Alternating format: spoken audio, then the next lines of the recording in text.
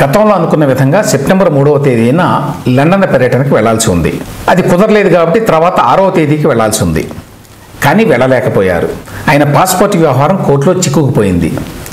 దీనికి కారణం ఏంటి? దీనికి కారణం ఆయన స్వయంకృతాపరాధం అని గతంలోనే చెప్పాను. దానికి సంబంధించి మరిన్ని వివరాలు చెప్తా. జస్ట్ ఫాల్స్ ప్రెస్టేజ్ తోటి జగన్మోహన్ రెడ్డి గారు ఈ కష్టాలన్నీ కొని తెచ్చుకున్నాడు. పాస్పోర్ట్కి సంబంధించి ఏం జరిగింది? హైదరాబాద్లో సిబిఐ కోర్టు వారు ఈయన అప్లై చేసుకుంటే ఓకే మీకు పర్మిషన్ ఇస్తున్నామని చెప్పారు.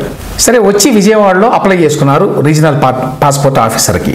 అక్కడ తెలిసిన విషయం ఏంటంటే విజయవాడ ప్రజాప్రతినిధుల కోర్టులో ఈయన మీద ఒక పరువు నష్టం కేసు పెండింగ్లో ఉన్నది కాబట్టి ఆ కోర్టు వారి అనుమతి కూడా తీసుకోవాలి అని regional passport officer Jaganmohan Reddy గారికి మెసేజ్ ఇచ్చారు.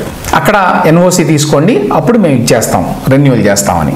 సో జగన్మోహన్ రెడ్డి విజయవాడ ప్రజాప్రతినిధుల కోర్టుకి అప్లై చేసుకున్నారు, నాకు ఎన్ఓసి ఇవ్వండి అని. అప్పుడు విజయవాడ ప్రజాప్రతినిధుల కోర్టు విచారించి ఇదిగో ఈ పరువు నష్టం కేసు పెండింగ్లో ఉన్నది, ఇది 2018లో పొంగూరు నారాయణ గారు వేశారు, అప్పటి నుంచి ఆ కేసు ముందుకు సాగకుండా అధికారంలో ఉన్నాడు కాబట్టి జగన్మోహన్ రెడ్డి గారు కాలం గడిపాడు. కానీ అది ఇప్పుడు పెండింగ్లో ఉన్న విషయం కోర్టు వారి దృష్టికి వచ్చింది కాబట్టి మీకు ఎన్ఓసి ఇవ్వాలి అంటే కొన్ని కండిషన్లు పెట్టాలి. ఏమిటి ఆ కండిషన్లు? 1 సంవత్సర కాలానికి మాత్రమే పాస్పోర్ట్ రెన్యూవల్ అన్నారు. అది నిజానికి పెద్ద ఇబ్బంది కాదు, ఎందుకంటే ఇమ్మీడియట్గా ఆయన సెప్టెంబర్ 6న వెళ్ళాలనుకున్నారు, వెళ్ళిపోవచ్చు. ఆ తర్వాత వచ్చిన తర్వాత మళ్ళీ కావాలంటే నెక్స్ట్ ఇయర్ ఎక్కడికైనా వెళ్ళాలనుకుంటే అప్పుడు రెన్యూవల్ చేసుకోవచ్చు. రెండో పాయింట్, ఆ విజయవాడ కోర్టు జడ్జి గారు చెప్పింది ఏమిటంటే 20,000 రూపాయల పూచీకత్తు ఇవ్వాలి అన్నారు. ఇక్కడ వచ్చింది సమస్య జగన్మోహన్ రెడ్డి గారికి. ఏమిటి? ఆఫ్టర్ ఆల్ 20,000 రూపాయల పూచీకత్తు జగన్మోహన్ రెడ్డి గారు ఇవ్వలేరా అనుకోవచ్చు. అది కాదు ఇష్యూ. ఆయన అంటే జగన్మోహన్ రెడ్డి స్వయంగా కోర్టుకు వెళ్ళి ఈ అండర్టేకింగ్ ఇవ్వాలి, ఈ పూచీకత్తు ఇవ్వాలి.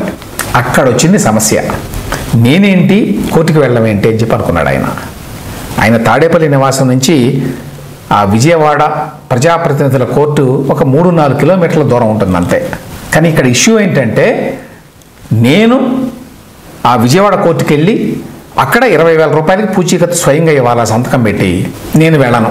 అందుకని సుధాకర్ రెడ్డి గారిని పిలిచి లాయర్ గారిని మీరు వెళ్ళి హైకోర్టులో వేయండి అని చెప్పాడు. ఇప్పుడు హైకోర్టులో ఇరుక్కుంది.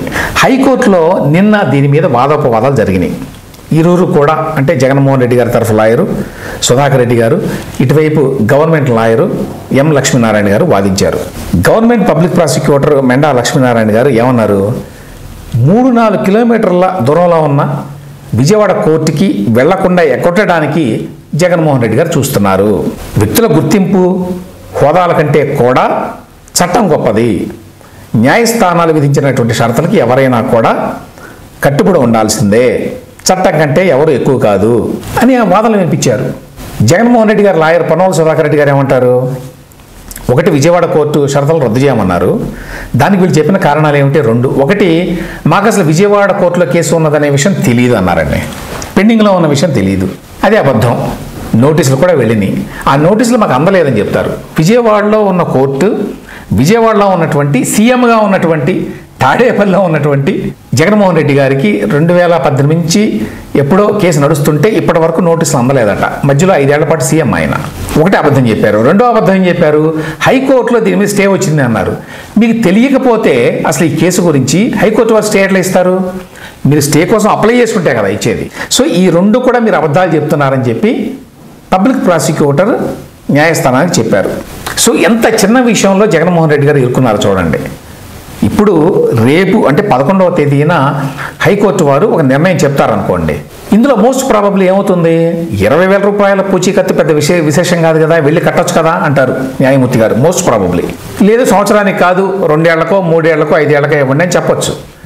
బట్ పూచీకత్తు అవసరం లేదు అని చెప్పి హైకోర్టు వారు చెప్తారా అనేది ఒక అనుమానం అయితే, రెండవది జస్ట్ బికాజ్ ఆ 3-4 కిలోమీటర్ల దూరంలో ఉన్న విజయవాడ ప్రజాప్రతినిధుల కోర్టుకు వెళ్ళి ఆ జడ్జి గారి దగ్గర నిలబడి 20,000 రూపాయల పూచీకత్తు ఇవ్వడం నామోషి నాకు అని ఫీల్ అయినందువల్ల ఇవాళ ఇన్ని ప్రాబ్లమ్స్ వచ్చినాయి. దానివల్ల ఏమైంది? ఎప్పుడో 3వ తేదీ వెళ్ళాలి, వెళ్ళిపోయేవాడే ఆయన వరదలను కూడా పట్టించుకోకుండా. కానీ రాలేదు. 6వ తేదీ వెళదాం అనుకున్నాడు. 6వ తేదీన ఇదిగో ఈ చిక్కుల్లో పడ్డాడు. ఇప్పుడు 11వ తేదీన దీని మీద ఒక నిర్ణయం వస్తుంది. 6వ తేదీ నుంచి 25వ తేదీ మధ్యలో వెళ్ళాలి అని చెప్పి విజయవాడ ప్రజాప్రతినిధుల కోర్టు మొన్న ఇచ్చిన ఆర్డర్లో చెప్పింది. ఇప్పుడు మరి 11వ తేదీ నుంచి 25 వరకైనా 25 డేట్ను కొంచెం పెంచండి అని మళ్ళీ అడుగుతారా జగన్మోహన్ రెడ్డి గారు? తెలియదు.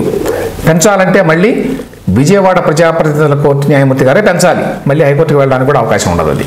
సో ఇన్ని చిక్కులు ఎందుకు వచ్చినాయి అంటే జగన్మోహన్ రెడ్డి గారు ఏంటంటే నేను బియాండ్ లా, అందరికీ లాగా నాకు చట్టాన్ని వర్తింపజేస్తే ఎట్లా? మొన్న స్కిల్ డెవలప్మెంట్ కేసులో చంద్రబాబు నాయుడు గారికి కూడా ₹1,00,000 ఏమో పూచీకత్తు కట్టమన్నారు, కట్టారు. వెళ్ళి చాలా నిబంధనలు ఉన్నాయి, అప్పుడు కూడా షరతులు విధించారు. కోర్టు వారు షరతులు విధిస్తే మీరు వాటిని ఒబే చేయాల్సిందే, మరొక మార్గం లేదు. తర్వాత మళ్ళీ అప్లికేషన్ వేసుకుంటారు వాటిని సడలించండి అని, ఎవరైనా అంతే. కానీ ఇక్కడ ఏంటంటే నేను ఇంత గొప్పవాడిని, నాకు ఇంత డబ్బు ఉంది, నాకు ఇంత పలుకుబడి ఉంది, నాకు రాజకీయ పార్టీ ఉంది, నేను మాజీ ముఖ్యమంత్రిని కాబట్టి నేను వెళ్ళను. ఆయన వెళ్ళలేదండి విజయవాడ ప్రజాప్రతినిధుల కోర్టుకి. గతంలో కూడా వెళ్ళాలా, చాలా మంది గుర్తుండి ఉండదు. కోడికత్తి కేసులో ఆ శ్రీనివాస్ అనేటువంటి ముద్దాయికి సంబంధించి జగన్మోహన్ రెడ్డి గారు సాక్ష్యం ఇవ్వాలి విజయవాడ కోర్టులో. అవును ఇతనే వచ్చి నా మీద కత్తితో దాడి చేశాడు అని. ఆ సాక్ష్యం ఇస్తే కానీ ఆ కేసు ముందుకు వెళ్ళదు. కానీ అక్కడికి వెళ్ళి సాక్ష్యం ఇవ్వడానికి ఇష్టం లేదు. నేనేంటి కోర్టుకు వెళ్ళడం ఏంటి, స్టేట్మెంట్ రాసుకోండి వచ్చి అని అప్లికేషన్ వేశాడు ఆయన. ఇంతలోకి ఆ కేసు విజయవాడ నుంచి విశాఖపట్నం మారిపోయింది అనుకోండి. ఇప్పటికీ వెళ్ళాలా ఆయన, ఇప్పటికీ విశాఖపట్నం కోర్టు కూడా వెళ్ళి సాక్ష్యం ఇవ్వలేదు జగన్మోహన్ రెడ్డి గారు. అయినా అదృష్టవశాత్తు ఆ శ్రీనివాస్కి బెయిల్ వచ్చింది అనుకోండి. అటువంటి వ్యక్తి ఏదో హైకోర్టుకి అయితే వెళ్తాను కానీ ఈ చిన్న చిన్న కోర్టులకి నేను వెళ్తానా అనేటువంటి ధోరణి అన్నమాట.